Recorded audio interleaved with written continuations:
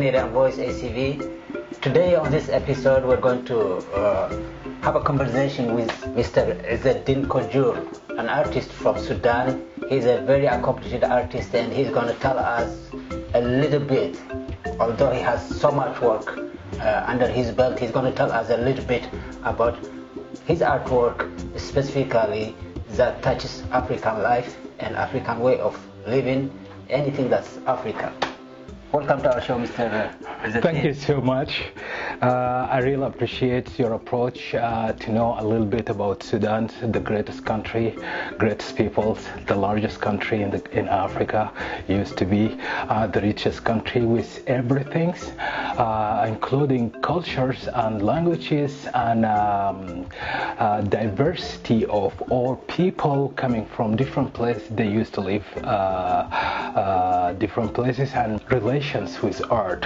It started with my elder brothers. They used to do it for fun. We know nothing about art and what does that mean, but we just like how it does feel, the drawing and creating different kinds of things to play with, and just start from there.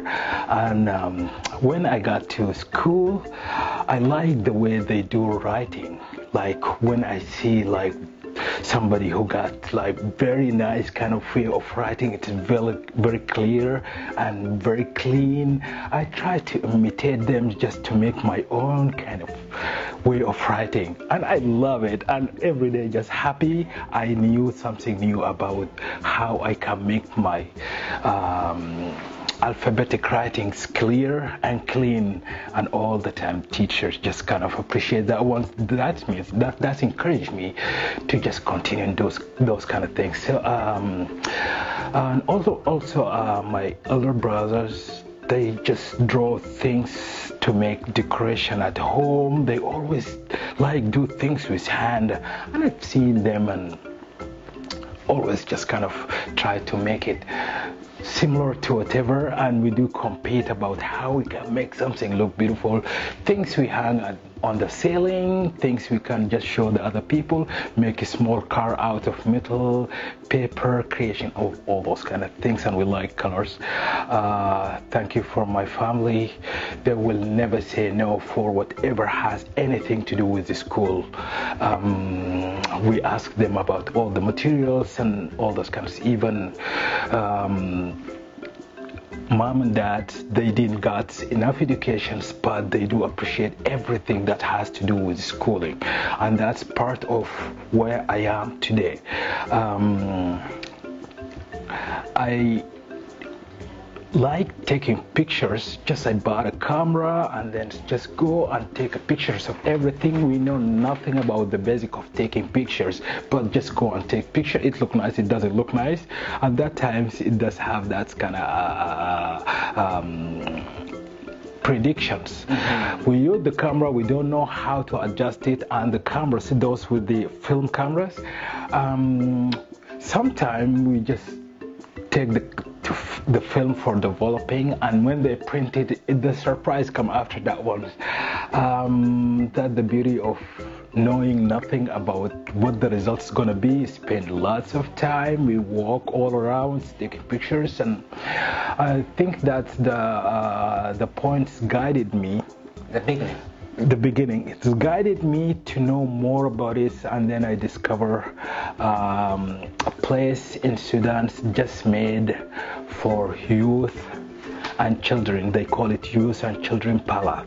Yeah, so when you did the calligraphy early on, it was a window to this world.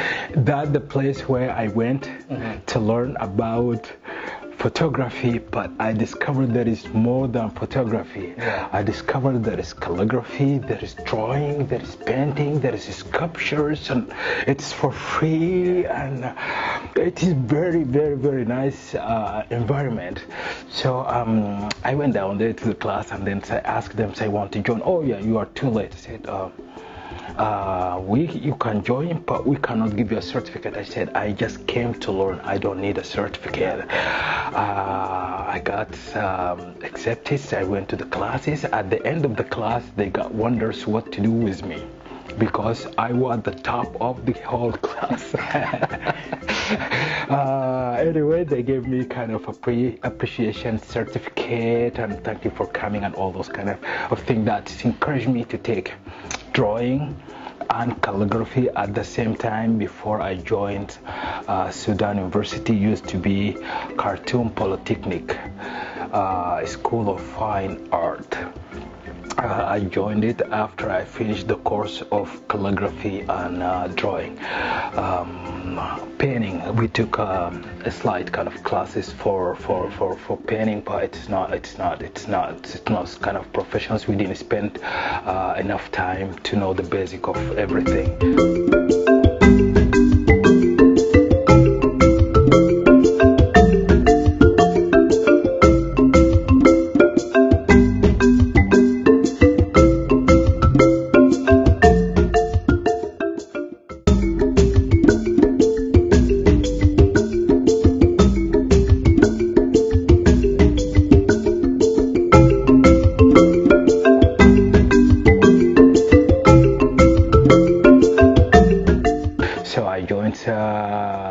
The Sudan University. Right now they call it Sudan University, which is Khartoum Polytechnic Fine Art College. I specialized in printmaking, but we do have annually field trip for all classes to different parts of the country. We learn about the culture of the people living in certain places, and we learn about how they do things, and then we practice watercolor. I see. Practice watercolor. So the third years at the time, I knew how to control using watercolor, and from that on, I continue doing more painting and use different technique in watercolor until I got into control of watercolors, and then moved to do different kind of medium. And then the watercolor itself, it does have when you know how to control it, you don't feel anything around you while you are doing it, and it does have that transparency and building up different colors in top of each others and play around with the techniques and different way of moving the paint with the brush. It's indescribable feeling while you are producing that one when you look at the result at the end. From that on, I continued to do watercolor and thought of displaying it somewhere. Yeah. At that time, there is a new government took place. While I was at the end of the third years, I supposed to be at the School of Art for 4 years. I had been dismissed from the school, but still the passions for doing art is still there and it's too strong. I decided to move somewhere else out of the country in order to continue doing. So on the side note, is that because of your art you were dismissed or because of your activism? It's a political issue that's cover all part of Sudan's school work. They came to control everything. They knew art and drama. That will be a hard part to defeat if they didn't do those kind of act. So that act, because like using drama and using art, you can speak differently, and again the government and the new intellectual, they can't just always talk, and they can come up with different kind of things, and they think, use your brain to think different from a normal people. I don't mean by they don't know how to think, but the way you think, you put equations about why this ones, and you're always asking why I didn't got this right, why this color didn't move this way, how my artwork at the end is like showing. So intellectual artists, writers, and painters, drama and actors, and all those ones, people, they work too hard to stop them to move beyond whatever thought to control the public. Beyond what is acceptable to the system, so that in a way the artists being the avant-garde, the leaders of social understanding, movement, intellectual power. Exactly, yes. exactly. So you, in a way you are a victim of that. That's right. Yeah. Not me, but the whole country, maybe the whole Africa, maybe the whole world, because we have lots of stuff, we have very rich culture that's needed to be shown to the world.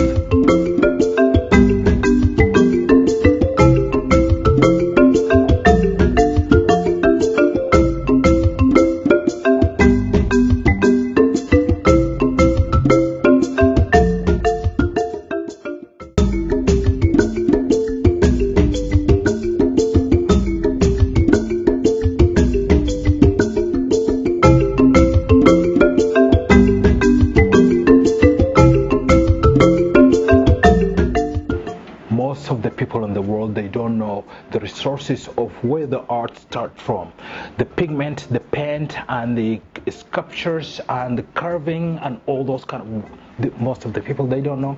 We do have all those kind of things, but because of lack of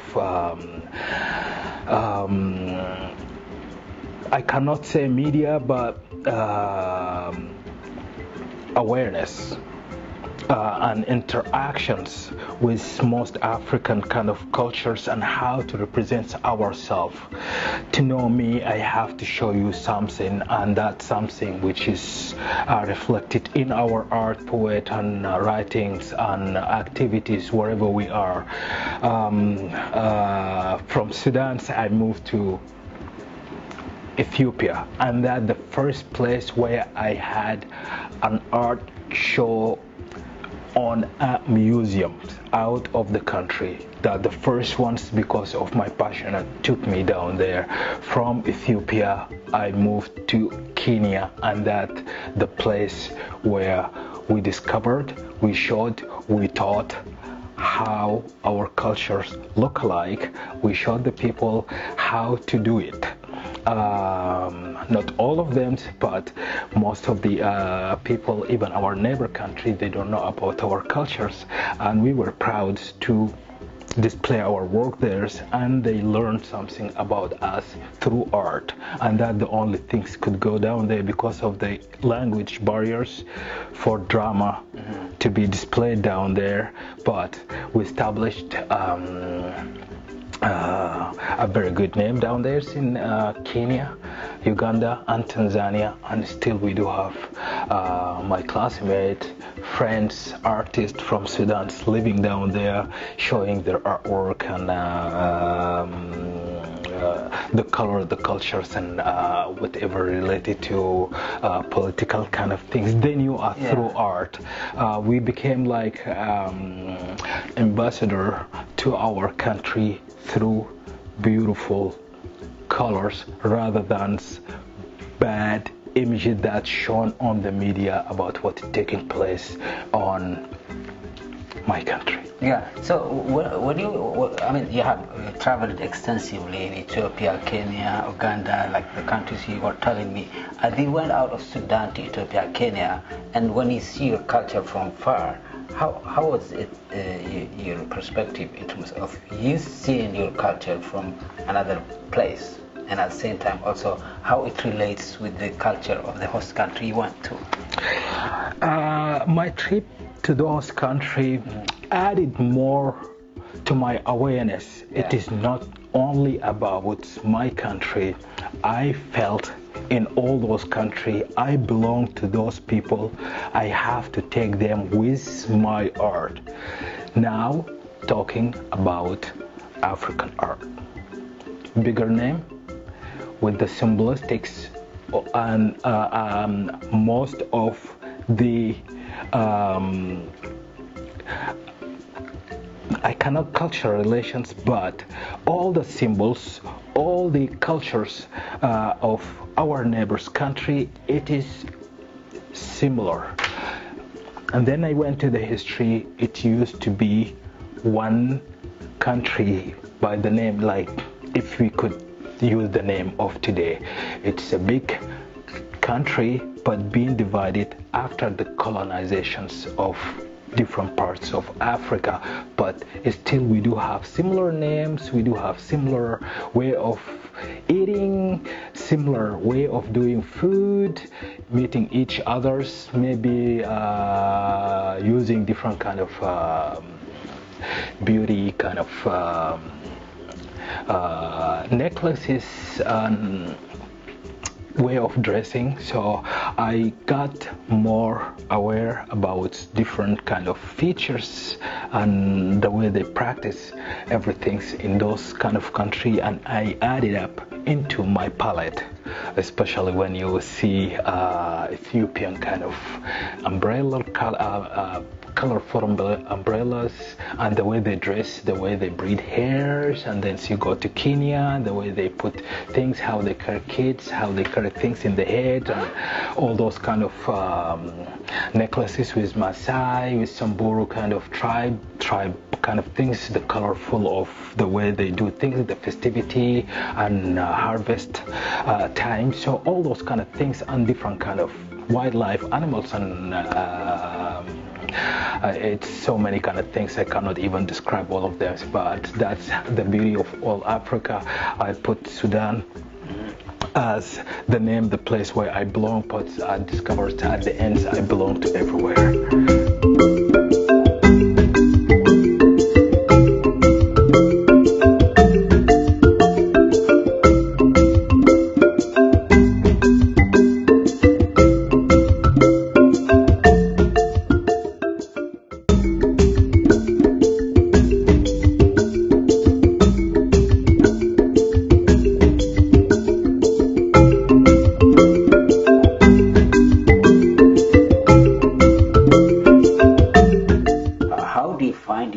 In terms of having the support of other artists, for example, how do you locate yourself in here in London with the art community?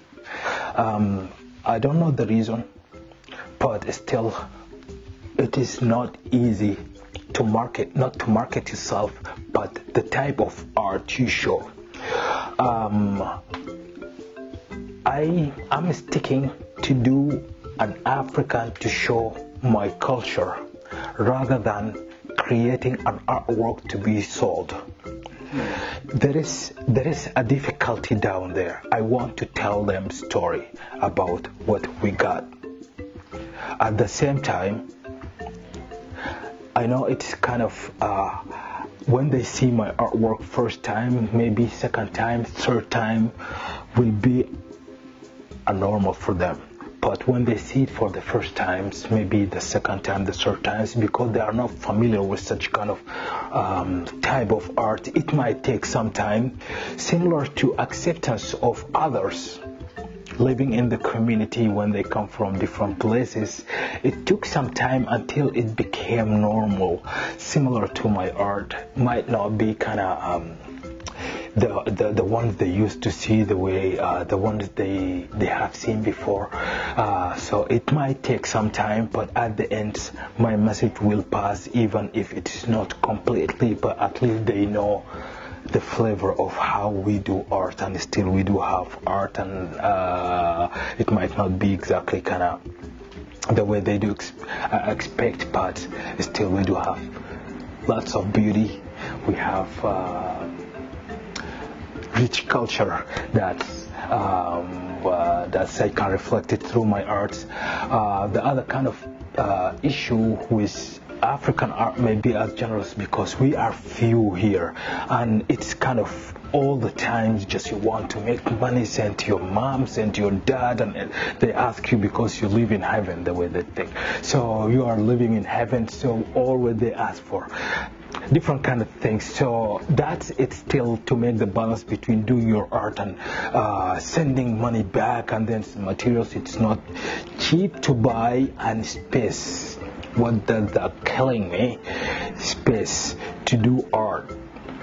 It is not available. The ones which is available. It's too expensive to rent a place where to live, the studio where to go and just do art. You need to work, you need to sleep, and you need to do art.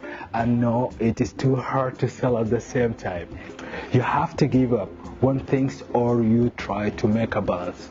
Most of the time I do my artwork on the kitchen, the biggest space.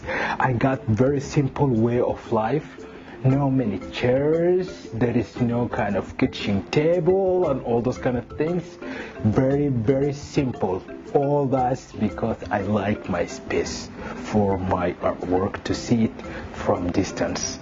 And I do appreciate it first before I show it to nobody. So yes. Yeah, so I mean, decluttering yourself, decluttering your environment gives you also the focus, you know. Exactly. Because Yes. you have a few things to look at, and it just you'll be forced to deal with it. Exactly. As Yes. opposed Yeah. to having a big place, you know, to take care of minor things that have no relevance to the work you do.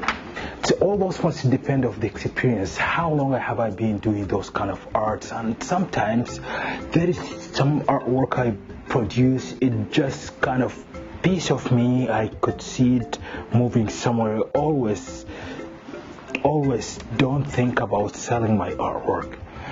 Let's come back to the space and affordability of needing all those kind of spaces to create artwork. As big space you got, as more you can produce, because you always feel this space is empty, you want to fill it up. When it is tight, you always you need spaces to move around, to maneuver around it. So the productions, I already have hundreds of pieces sitting doing nothing all over the places. I feel like the place is full. That doesn't encourage you to create more, but if you do have that big space, I want to fill it up. So that's encourage you to do those ones here. Your future projects, things you plan, things you wanted to do in your area. We had a revolutions took place in Sudan, so all the artists, I love them all. They came out and they did the part in the revolutions. Graphic designer, they did the design. Artists, they came all over and they painted all the places, even in the ground, supporting the revolutions. Unfortunately, all the gatherings at that spot's being dispersed, and all the drawing, the beautiful drawing for the martyrs and symbols for the peace, for equality, all those kind of things being wiped off. That place, I thought about it before they just clean it up to be a museum in the future, just to show the next generations and whoever visits Sudan that the place where the new Sudan started from. But that triggered a thought of creating similar kind of murals that to be shown in museums. I want to tell the whole world about the greatest revolutions that took place in the world or in the recent history.